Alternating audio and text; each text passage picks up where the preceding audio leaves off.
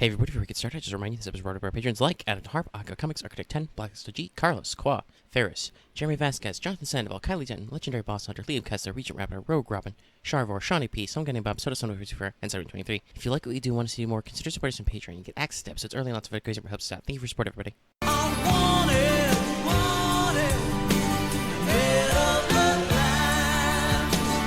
Hello everyone, welcome back to Let's Talk FGO Wanted, the show where we let you know if you want to roll that 5-star. Yes, I'm very enthusiastic about my intro today. Hi, we're doing it. Today we're going to be talking about a new limited rider, Sima Yi. And if you don't get that joke yet, you will later. And by joke, I mean that Sima Yi has a very caster-esque kit for a rider. It's very funny, but here we are, doing the thing. So, if this is your first time tuning into a Wanted, let me remind everybody the way this works is we're going to break down the video into 4 segments. We're going to talk about a character's IRL in real life, history and folklore. Then we'll talk about their fate lore with a capital L, if there's any unique fate things going on with them. We will talk about their unit mechanics, of course, and we'll talk about their rarity. Not their star rarity, but how frequent their rate-ups are, because that often is very important for where these go. And as I said earlier, Sima Yi is limited, so you do want to think about these things. You never know when you'll get your opportunity. Okay, well, we're gonna go ahead and dive in. Alrighty, so beginning with a historicity segment. Sima Yi, also called Zhang Da, was a Chinese general and political figure from the Three Kingdoms period, so obviously you know right away, big news. Sima Yi served in the state of, I believe this is pronounced Saowei, or possibly Chaowei, more of like a Qiao. I'm very bad with the phenoms, though. Just heads up. Anyway, served that state as a capable commander and minister, known for repelling several invasions by the Shu forces. I would also say that there's an argument to be made, though I am not a classical scholar of this period, that you could say Sima Yi kind of won out of this period of history because he became the regent of Wei, and his grandson founded the succeeding Jin dynasty, which came afterward. After this, Sima Yi was posthumously given the title of Emperor Xuan of Jin. So if you're curious why I said was a general and political figure and not was an emperor, that was technically posthumously. Now, the young Sima Yi was regarded as particularly brilliant and talented, and was sought out to be recruited directly by Cao Cao, another big name figure. Now, of course, being such a major historical figure in a famous and well-examined period of history, there's a lot of detail about Sima Yi's personal history and actions recorded, which we will not go into in depth. We would be here for decades. You should go read more yourself. There's a lot of scholarship and examination on Sima Yi's young life, career, all that stuff. We're just going to give you some cliff notes in case you forgot who this person was or don't know, like I didn't before we read this. So we're going to focus on a couple of interesting bits of historical perception things, basically how people think of Sima Yi nowadays, and also talk about Sima Yi and Zhilang's relationship as indicated in the Romance of the Three Kings, because that's maybe important for some reason we're going to get to in the next segment. It was a great sound wave when I made that sound. So, historically, there's a little bit of conflict on Sima Yi. Being credited for ultimately founding the Jin dynasty as a posthumous emperor, being an incredibly brilliant and skilled politician and tactician, you know, all around being a pretty smart boy, Sima Yi was nearly deified by the early historians after him. But as time went on and ultimately the Jin dynasty declined, as every dynasty in China does, people started to take a little bit more of a critical eye, you know? You take off your rose-tinted glasses, you start thinking about things in the cold, hard light of morning, and you realize, maybe that guy wasn't so cool after all. So Sima Yi was known to be outwardly magnanimous and friendly, but often secretly manipulative and pragmatic. A lot of cases of, you know, talking behind the back, going around to the people's ways, stuff like that. There are also multiple anecdotes of him feigning illnesses or infirmity to avoid meetings or postings from people he didn't want to see and didn't want to acknowledge. That's a recurring theme I noticed in even my own Cliff Notes reading. So, yeah, you know, smart, but not always an upstanding dude. There was also a lot of examination on Sima Yi's usurpation of power in Wei, heavily scrutinized, taking over the descendants of Cao Cao in a coup, killing all members of their family to prevent them from returning. So it's the kind of thing where a lot of people think about in a few decades or centuries. Maybe that wasn't a good thing. At the end of the Yaodong campaign, also, he did a very famous massacre, ordering thousands of enemy soldiers and personnel executed. So, yeah, not a nice guy, but definitely very skilled. Now, in the Romance of the Three Kingdoms, another big aspect to their character that's going to come up in the Fate bit is that Sima Yi is painted as a bit of a rival to Zhilang in this fictionalized account of this period. They come into conflict, many times during Zhulang's campaigns in the north, resulting in epic battles which, according to the novel anyway, involved hundreds of thousands of troops. Really big boy numbers for this time period. So these would have been very, very serious battles. Now, ultimately, these were a loss for Shu after Zhulang died of illness. A lot of these battles basically ended up as stalemates or losses for Shu because they were curtailed by Zhulang's lack of supplies. So they didn't really have a cool, decisive victory for either side kind of a thing, which builds that historical rivalry. Another little detail that you may have heard of from this period, but that does kind of emphasize their back and forth, is the famous and probably apocryphal story of the empty fort strategy. In this scenario, allegedly Zhulang was in a very bad position, outnumbered. So, to prevent an outright slaughter, he sent most of his guys away, put the rest of his men out of sight, and he just sat down at the top of the gates of his fortress with his zither, his stringed instrument, and just, started jamming out. When Sima Yi observed this and saw him acting in this way, he thought that it could only possibly be an ambush, so he retreated his forces. And of course, it was nothing. Obviously, again, the empty fort story there is probably not true, but it's very funny. And it kind of builds for the characterization we're going for with this character.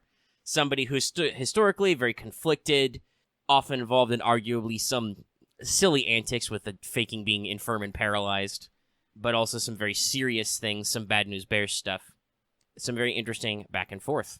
So let's talk about that lore. So, in FGO, Sima Yi appears as a Pseudo-Servant, much like Zhulang, and allegedly for the same reason, though we'll talk about how allegedly it is actually in a second. But supposedly, the reason given is to get a better understanding of modern times. In the case of Sima Yi, the vessel for the Pseudo-Servant is Renes Elmaloi Archisorte, a member of the El Meloy faction of the Mages Association, and adopted sister of everybody's favorite guy who dies, Kenneth Archibald.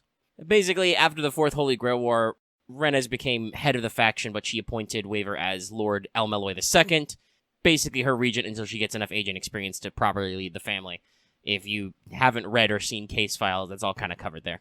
So this means that, canonically, Sima Yi chose a vessel which is the natural antithesis to Zhulang's vessel, El Meloy II.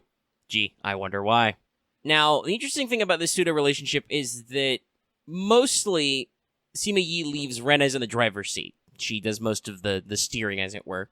But Sima Yi is a bit unlike Zhulang, so he asserts that logically it's much better for Waver to just do all the work because he's familiar with all the modern world and stuff, which is why you basically never hear from him.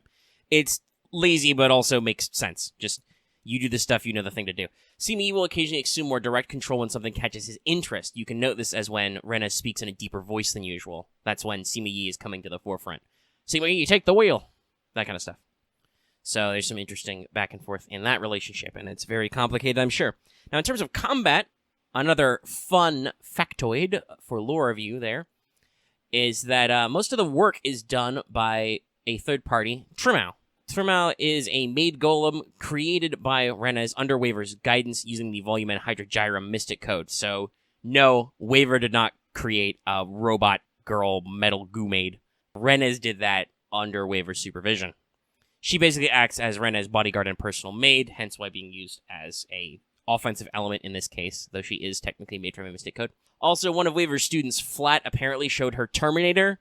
No names are given, but it's about robots from the future, so Trimao actually canonically thinks that she's a killer robot made from the future, and also she learned how to hack computers. Thanks, Flat.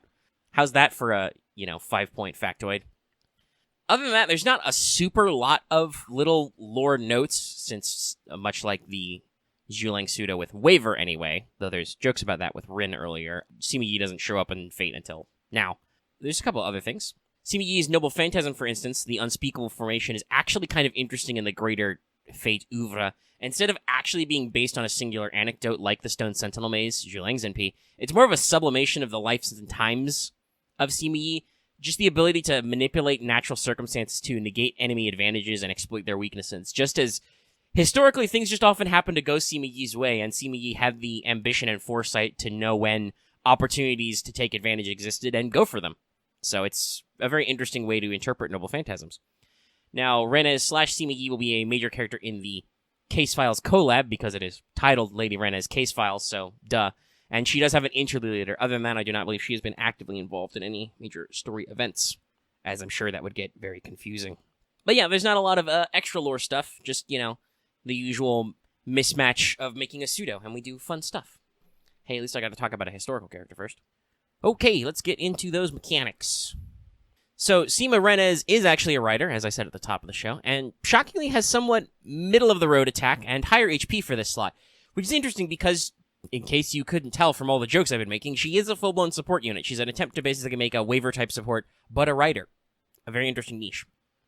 So, she's got quick arts, buster deck with decent gain and hit counts, which is good because she has a non-damaging NP you will actually want to fire occasionally. This isn't a Scotty situation where you never see that NP go off.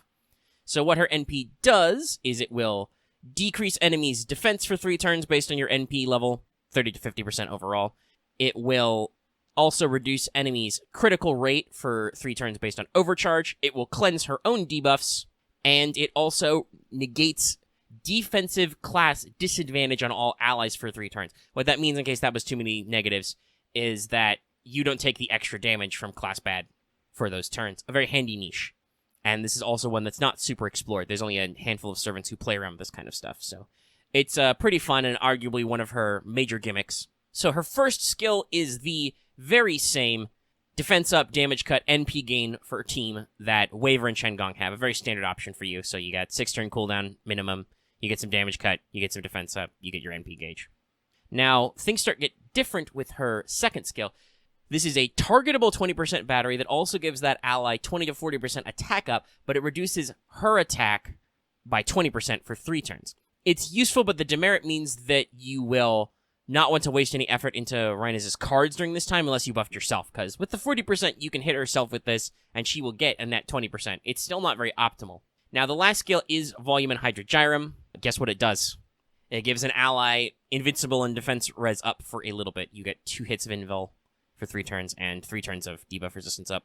Now, after it gets buffed, which comes in the future, it will add another 10 to 20% NP gauge, so Reines can now give the full 50% battery to somebody you want to do that with, but that is not how she starts. That's a buff later. I'm not quite sure what they were thinking, making her only do, 30% NP tops or something. But hey, here we are. So that's her skills. Remarkably fast. Her passives are Magic Resistance B, Writing B, and Territory Creation B. Very average. Arts and quick cards are her main deck, so they do decent. She decently rebuffs debuffs, but you don't care because she cleanses them anyway. So the result is a pretty standard support niche, but in Rider form. The class disadvantage nullification on NP makes a decent choice in mixed nodes, but generally you'll be using her like any other big battery caster, but a Rider. Again, keep in mind, she doesn't go full 50% until her interlude, which will be just before Anniversary 5. That said, you can do some interesting fun stuff. Being a waiver-style support, she's luckily team comp agnostic, because her buffs are all generic, attack up, defense and damage cut up, hard defenses, and her debuffs are also regardless of card type. They're, defense down, crit down kind of a thing. So you can slot her in with basically anybody. Then, like I said, the unique NP thing works for whoever, so long as you're actually going to run into it. You can obviously slot her in with all your favorite farming riders, or you can use her to replace that support caster you don't own, as many people do. But I also want to say this. If you can get her NP going, I think there's something to be said for putting her on teams hunting or supporting Berserkers if you don't have a lot of foreigner options, just to blunt the double-edged sword. Basically, if you're going to use Berserkers, they have negative class disadvantage against everybody, but they also have class advantage offensively. This means that if you're fighting Berserkers and you don't have access to a lot of foreigners, Reines can turn that into neutral damage like Mash for a few turns, and if you're using Berserkers, she can make it so that they aren't glass cannons for a little bit. There's some interesting options, but that, remember, means you have to fire her NP to work, so it's not always the cleanest thing here, For CE selection, as a pure support, I personally think there are 2 schools of thought here. You can stick her with stuff to support your entire team, like Ideal Holy King, Fragments of 2030, etc., etc. Or if you actually want to use that NP, you can put her with something like Prisma Cosmos to constantly rep and regen NP so you can fire it. It really depends on what sort of fight you're in for. She is technically, slightly arts leaning. Her NP is an arts card, obviously, because it's not damaging. Call me when we get another Buster support NP, You will be in for maybe a longer-term stally fight. That makes sense, especially with her hard defenses, her damage cut skill, etc. You will maybe bringing her to fights that will be more defensive-based. There are some good arts Berserkers. Vlad did just get a buff. Good to enunciate. So you can go in for, a longer haul thing, or, like I said, if you're just gonna, fire and forget, you can slap her with team support stuff. You can forget all that if you're just farming and give her whatever CEs you need for event farming stuff, whether that's grinding, bond, QP, whatever. You can do some funny stuff when you're doing your QP farming. So, Ascension-wise, Sima Yi shouldn't be a problem unless you've burned all of your pages recently on skills. Because I know that's what you're burning those pages on. Trust me, I know. However, for skills, she's quite needy. You're going to need a whopping... What is it? Hold on, I got my math here. 72 of the ever-popular stakes per skill. She also needs bells and more pages. At least her gems are Rider ones as opposed to caster ones. But yeah, that's going to be pretty brutal if you're in the stake hole. So keep that in mind, folks. For her raid-ups, Reines will of course be on the Case Files collab banner and is a regular rep on Lucky Bags. And on the Interlude campaign just before Annie 5, she will be on that banner. I guess they used that as an opportunity to bring her back because she hadn't had one in a while. Now, I want to note for everybody at home, Case Files has not had its rerun yet. It's entirely plausible that it will happen this year in JP, but it actually hasn't happened. I would predict it probably will because they do like to bring back these servants, every year, every couple of years, etc., etc. She hasn't had a lot of banner opportunities, but we don't know. We just don't know yet, so you can't count on that. You can only count on the fact that she's going to come back in that Interlude campaign, which is not super well placed. But it exists. That's it. That's everything. Good luck on the case, folks. So, I hope you enjoyed this Wanted. Be sure to give this video a like if you liked it. If you have any comments, leave them in the comment section down below. If you're new here and haven't already, please subscribe to our channel so you can always get our latest videos. Also, make sure to hit that bell for notifications so you always know when we post a new video because you never know when Omega has to post a Wanted in the middle of the night. Delightworks, Aniplex, Laser Eyes. So that will be a good way to keep up with there. You can also join our channel memberships. Hit the join button. And of course, like I said at the front of the show, consider supporting us on Patreon and get access to this video early. And you can get access to lots of other stuff, audio downloads, live shows, etc. And it really helps us out. That's all I have to say. So, I already wish you a good luck on the case. And don't fuck up or I'll have to take your badge and your gun. All right, bye. See you in Lost Belt 4, I think.